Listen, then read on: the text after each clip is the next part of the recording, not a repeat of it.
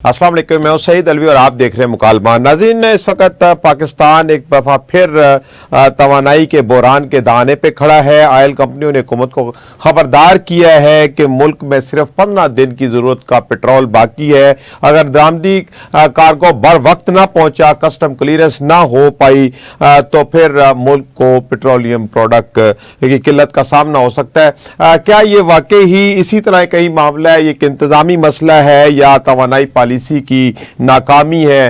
अगर इसी तरह होता है तो क्या वाकई ही पाकिस्तान में फिर पेट्रोल पंपों के बाहर लंबी लंबी लाइनें लगेंगी और एक बार फिर पेट्रोल के हवाले से मसाइल पैदा होंगे? इसी हवाले से हम तफसीली बातचीत करेंगे। मुझे मुकालमा में ज्वाइन किया हुमायूं खान साहब ने। आप सदर हैं all Pakistan petrol pump owners association के।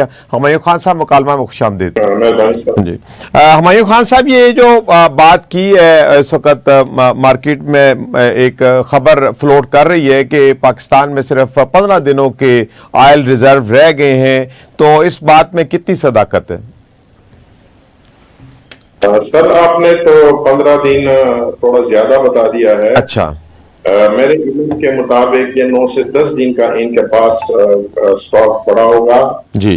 और फिर वो तमाम चीज को आप इसको नहीं कह सकते। तो शायद हो सकता है कि 2-4 OMCs के पास हो, क्योंकि 15 दिन का स्टॉक आप किस तरह कैलकुलेट करते हैं, क्योंकि पाकिस्तान में काम करने वाले जो OMCs है वो 38-40 हैं। तो हर OMCs के पास नहीं होता, चंद एक OMCs होंगे शायद उनके पास ये स्टॉक होगा और ये 9-10 दिन का होगा। ठीक है, 15 दिन का नहीं। सही। तो ये क्या वजह बनी कि एकदम इतनी ज्यादा पेट्रोल की किल्लत पैदा हो गई है मुल्क के अंदर? सर, इसके अंदर असल में जो है ना, इनके इंपोर्ट का इशू है।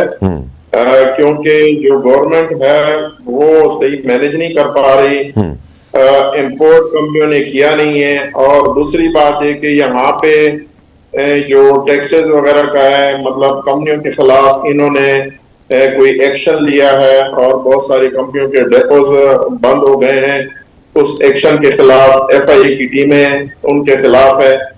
अब एग्जैक्ट जो फिगर है वो अगर अभी पूरी सही तरीके से नहीं बता रहा कि भाई ऐसा क्यों हुआ है। आपने इस मुल्क को इस वक्त अगर आप हमारे पेट्रोल पंप को देखें तो मेरे ख्याल में शायद 50% से ऊपर ऐसे पेट्रोल पंप है जिनको ये पेट्रोल या डीजल मिल ही नहीं रहा। और उसकी वजह एक और बात यह है कि कल जो है ना रेट बहुत ज्यादा बढ़ने के चांस है।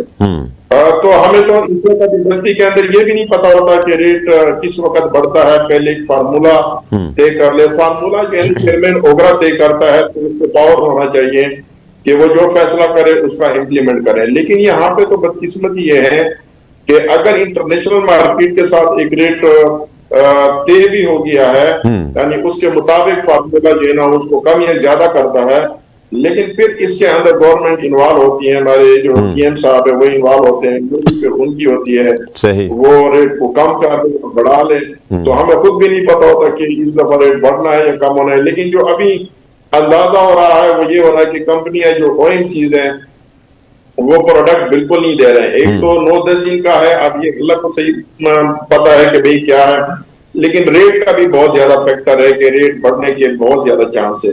कल चूंकि जुमा आ रहा है, अगर हम ये बात करेंगे तो ये शायद फैल जाएंगी बात, लेकिन जो हमें अंदाजा है कि वो इस वजह से रेट बढ़ाया जा रहा है। अच्छा, ये जो मौजूदा बहरान है, क्या ये इंपोर्ट पर वक्त ना होने की वजह से हुआ है या इंटरनेशनल मार्केट में कोई पेट्रोलियम प्रोडक्ट की कमी वाक़ई हुई है, या सिर्फ हमारे मुल्क के अंदर ये एक इंतजामी मसला है?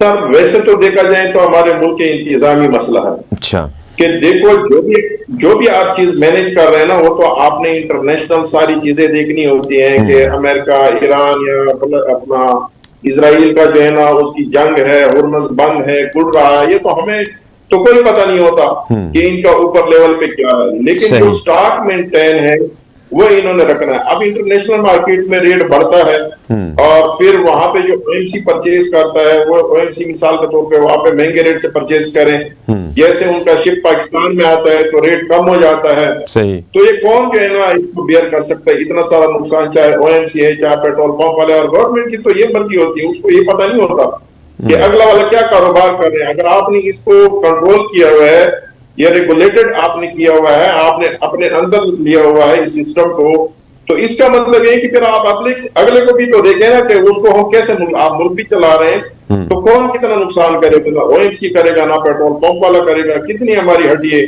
जो हम एक दफा दो दफा इस तरह चेंज करने से नुकसान होता है। जिस वक्त रेट बढ़ रहा होता है, आप यकीन करें ना कि ओएमसी वाला पेट्रोल पंप मालकान को तेल देता ही नहीं है, और जो बेचारे उसके पास तेल होता है उस वक्त हाई कितनी क्रिएट हो जाती है कि जो उनके पास स्टॉक होता है वो जो कस्टमर होते हैं वो ले जाते हैं, हमारे पास तो कुछ भी नहीं बचता। और आम जो पब्लिक में वो ये कहते हैं कि पेट्रोल पंप वाला बहुत पैसे कमा रहे हैं, हालांकि इस वक्त तो इतने मुश्किल में पेट्रोल पंप वाला के बंदा सोच नहीं सकता। अभी हमने पहले इनको दरखास्त दी कि ये जो आपने रेट चेंज हफ्ते का कर दिया, जिसको आप एक महीना पे कर रहे हैं, वो तो एक दिन की तरफ आ रहे हैं। अब सुनने में ये आ रहा है कि डेली बेसिस के ऊपर पेट्रोलियम प्राइसेस फिक्स की जाएंगी। तो अगर ऐसा हो जाता है तो फिर कैसे मुमकिन होगा आप लोगों के लिए कारोबार जारी रखना? सर मैं कहता हूं कि देखो, हम तो नहीं जारी रख सकते मेरी समझ के मुताबिक। देखो, एक सबसे पहले तो लेजिस्लेशन होना चाहिए इसमें।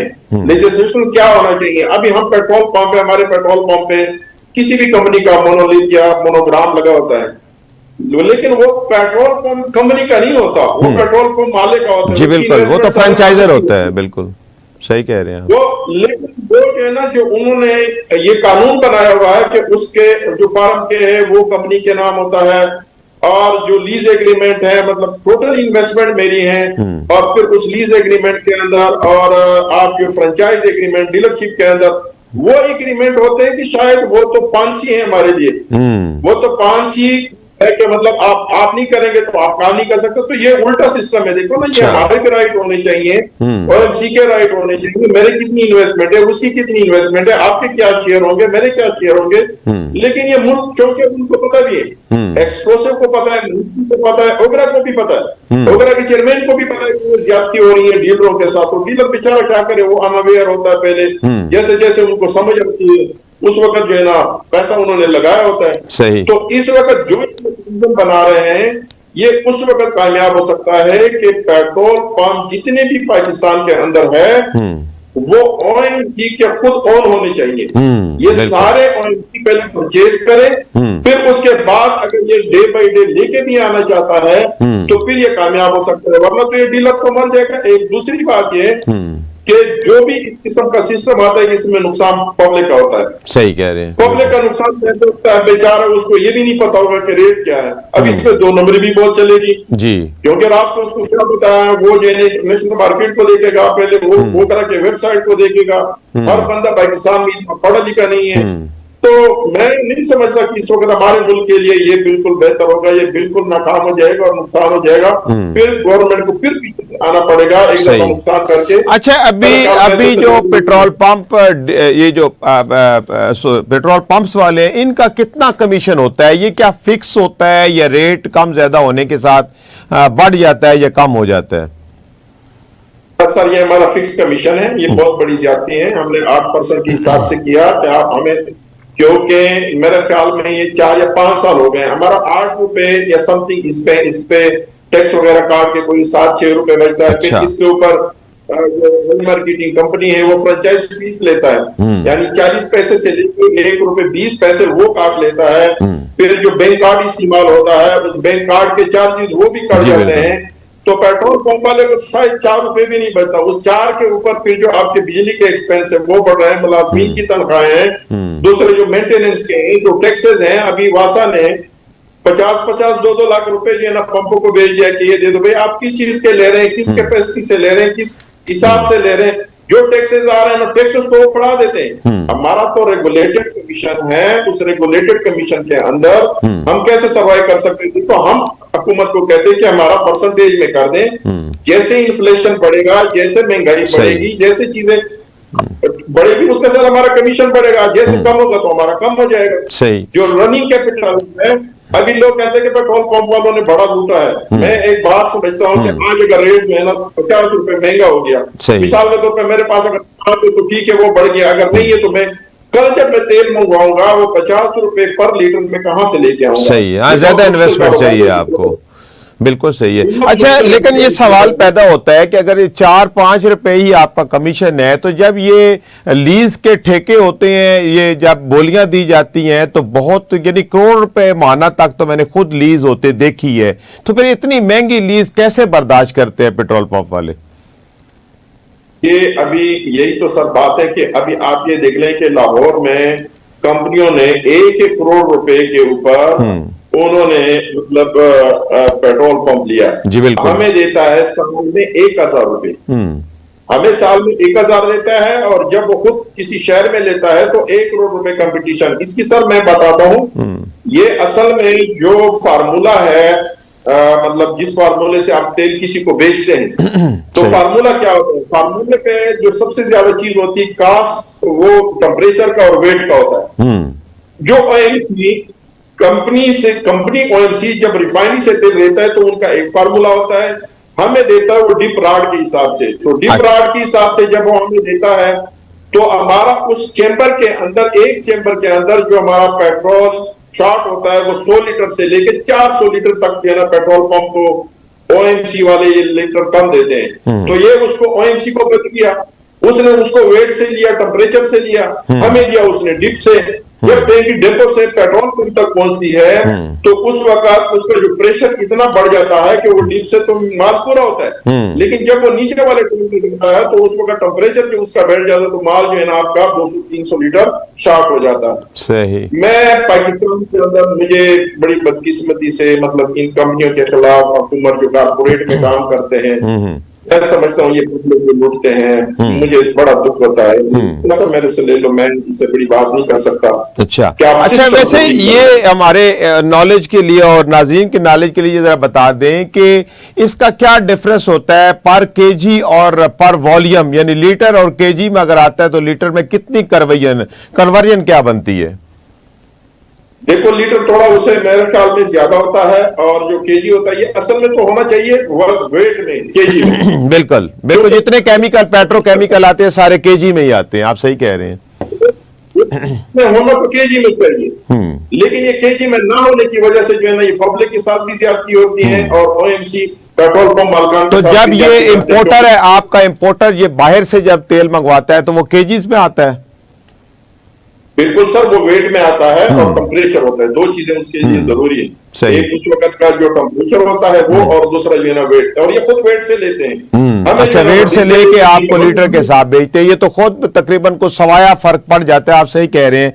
अच्छा, ये बताएं कि कोई ऐसा कानून है पाकिस्तान में कि जो ऑयल इंपोर्टर है वो अपने पास जखीरा अंदोजी नहीं कर सकता? जैसे फर्ज करें, जैसे आप कह रहे हैं कि तवक्को है कि कल कोई रेट बढ़ जाएगा, तो कोई कानून ऐसा नहीं है कि जिसके तहत इंपोर्टर अपने पास जखीरा नहीं कर सकता? जो भी उसके ऑर्डर बुक हुए हैं या जो वहां पे कंटेनर लगे हैं उनको वो बेचने का पाबंद हो?